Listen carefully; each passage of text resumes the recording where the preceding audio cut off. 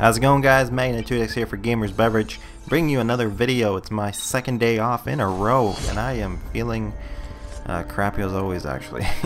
Still kind of not sleeping too well, not fully rested, and I gotta go back to work tomorrow for another wonderful 15 hours of work, and do that for another 5-6 days in a row or whatnot. See how long it lasts. But let's bring it to you guys here, another gameplay. This is from my earlier days. Once again, you guys can see I am level 31, and from the last time I checked, I believe I was second prestige or first prestige. I'm not exactly sure. I don't really remember, but nonetheless, not really wanting to talk too much about the gameplay, other than I just get the first blood right here, and I was able to flank this guardian that was jumping around from rooftop to rooftop. Or not rooftops, but from whatever those things, pillars to pillars. But man, I am out of it right now with this commentary. But just talking about some random stuff today. First things first, I finally was able to actually vacuum the inside of my car out and clean it up a little bit, because it hasn't been cleaned since the beginning of winter. And the reason for that was because today was actually one of the very first days where there's actually like beautiful weather outside, and you know, the birds are chirping. I don't know if you guys can actually hear it right now.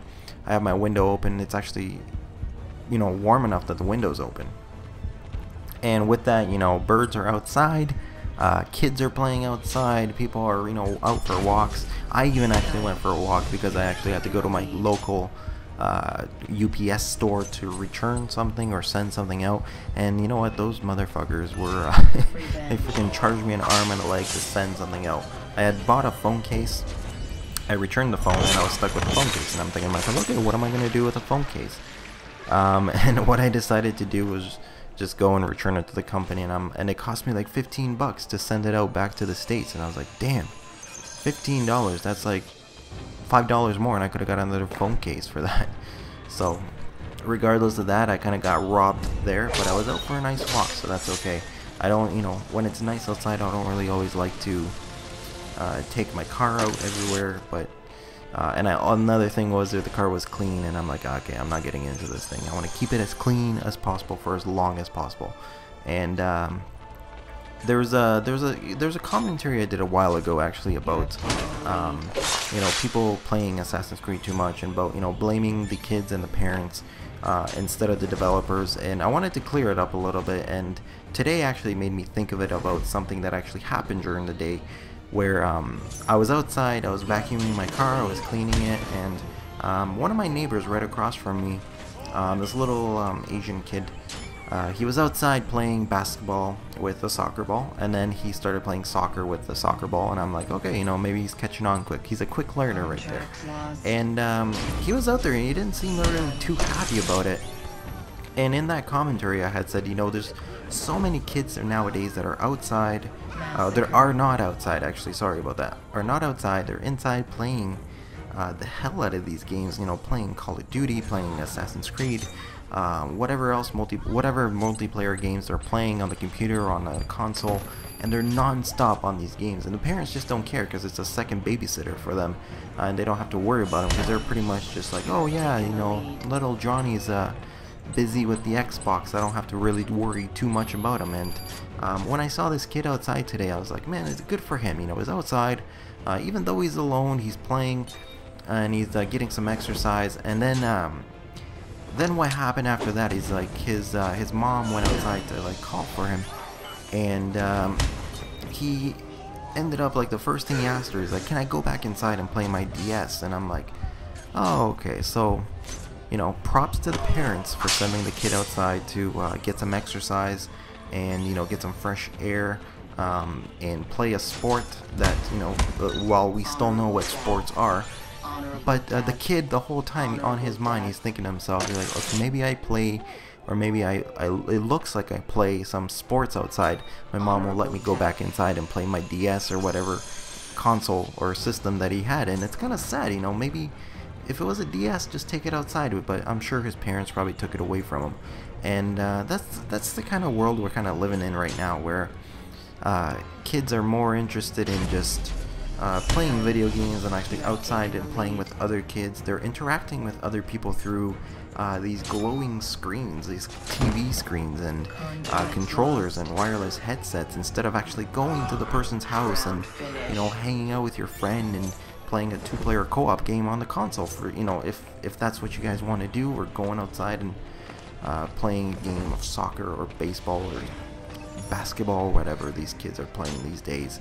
You know, play tag for whatever it's worth. But that's kind of the thing that it kind of sparked my interest today, and I was thinking about it because I had made a commentary about it not too long ago, where a lot of people actually were like, you know, how can you say that it's the parents and the kids' faults when there's, you know, the developers didn't do their thing. And I wanted to clear it up finally that, you know, the developers are not completely, you know, 100% not at fault.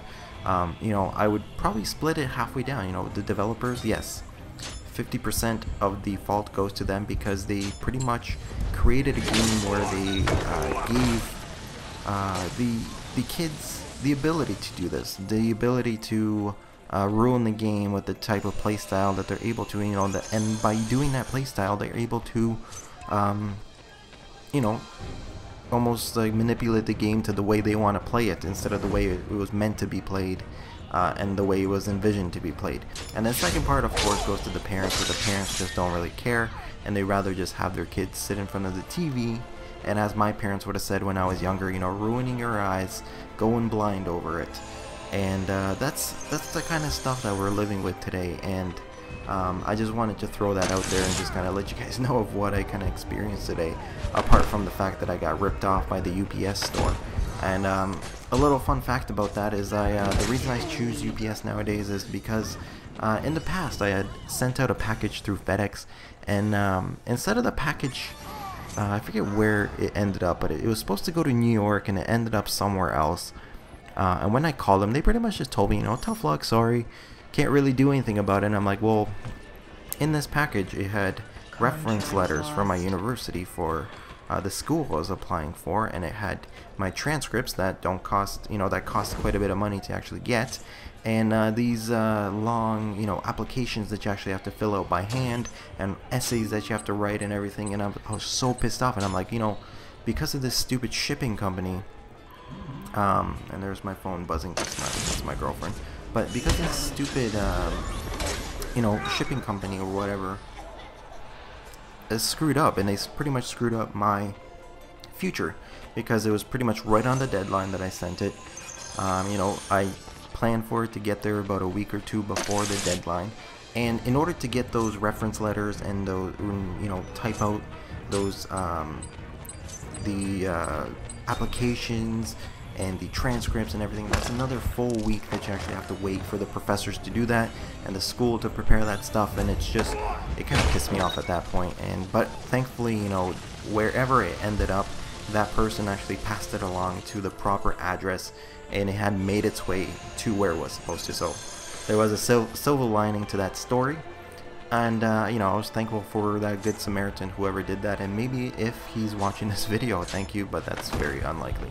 And another thing that I did want to talk to you guys about, a while ago I had said that I would do a video explaining what YouTube shows are, and I pretty much spent the entire day today designing graphics for this video. And it's going to be a TGN video, because I'm trying to develop this kind of like tutorial system for TGN directors and gamers and partners and whatnot, so that they can benefit from some of the knowledge that I've picked up on YouTube, and, you know, offer them a little bit of, you know, advice as to what, you know, what to do when how to pick your show name, how to pick your descriptions, how to pick your tags and things like that, and graphics, and how shows actually work. And along, you know, it's not only going to benefit just the core YouTubers, the partners, but it's also going to benefit some of the viewers, because a lot of the times I've noticed that viewers don't actually know how a show works, and what its perks are, and you know, and like what you have to be to get a show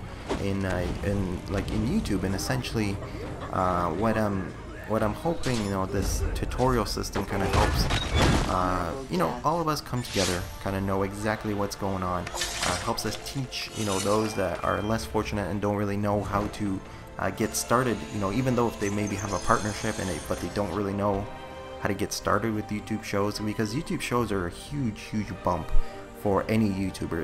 It essentially, if you post videos to your YouTube show every single day for a certain amount of time, it actually causes you to get the very #1 spot on the YouTube search results if your YouTube show name actually matches what you're searching for.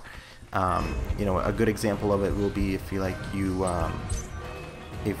search Assassin's Creed, and if somebody has the Assassin's Creed show name, like I do, but unfortunately I don't post gameplay into that show every single day, so it's not in the first spot. Or, you know, if somebody has the full series, it's got tons of views, and they've posted videos in it for a certain amount of time, and it hasn't been surpassed since then they're gonna get that #1 spot for the very long time.